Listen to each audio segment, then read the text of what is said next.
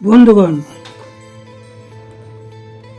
সকলকে শুভেচ্ছা ও ভালোবাসা জানিয়ে কবিতাঞ্জলিতে স্বরচিত কবিতা পাঠ করছি।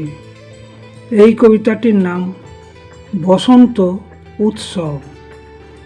আজ বসন্তে মনে হাওয়া লাগলো, দিকে দিকে নানা ফুল ফুটলো, দক্ষিণা বাতাসে হৃদয় আমার নাচলো, মৃদু মর শুকনো পাতায় বসন্তের নাচন লাগলো। শীতের পর এ বসন্তে পশু পক্ষী নাচে নব নব ছন্দে, বাবুই বাবলা গাছে বাসা বানায় আপন আনন্দে। দূর আকাশে নির্মল মেঘে তারারা হাসি মিটি মিটি করে, পথহারা পথিক পায়ে পথ দূরের ধ্রুব তারা দেখি, কবি মনে ভেসে ওঠে কত কল্পনার ছবি। লেখনী দিয়ে সব কথা প্রকাশ হয় না, হৃদয়ের বন্ধ দ্বার যায় যখন খুলে, শিল্পীরা গাহে তোমার কত বন্দনা। ক্ষেত ভরা ধানে গোলা ভরে থাকে, থাকে না মনে চিন্তা ভাবনা। বাসন্তীর রঙে রাঙিয়ে মন নাচে উন্মুক্ত প্রাঙ্গণে, রবি ঠাকুরের কবিতা গানে ভরে যায় শান্তি নিকেতন।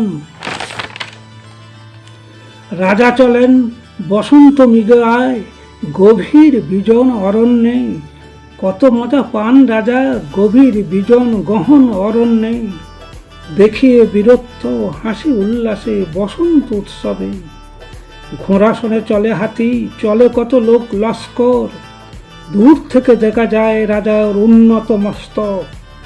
আহত প্রাণী চিৎকার করে জ্যোৎস্না মুখর সুন্দর রাত্রে, লাল রক্ত ঝরিয়ে রাজা করে উৎসব বসন্তক্ষণে। বনমধ্যে রাজাসনে দেখা হলো এক পথিকের ওই ক্ষণে, বনের যত পশুপক্ষী ছুটে আসে পথিকের আলিঙ্গনে। এতদিনে রাজার হলো বোধোদয় পথিক দর্শনে, রাজা আমি রাজা পেয়েছি আমি মনের সাজা, আসবো না আর গভীর অরণ্যে বসন্ত মৃগায়। কথা দিলাম তোমার মতো বসন্তের দিনে, বনের প্রাণীর দেব স্নেহ ভালোবাসার ছায়া।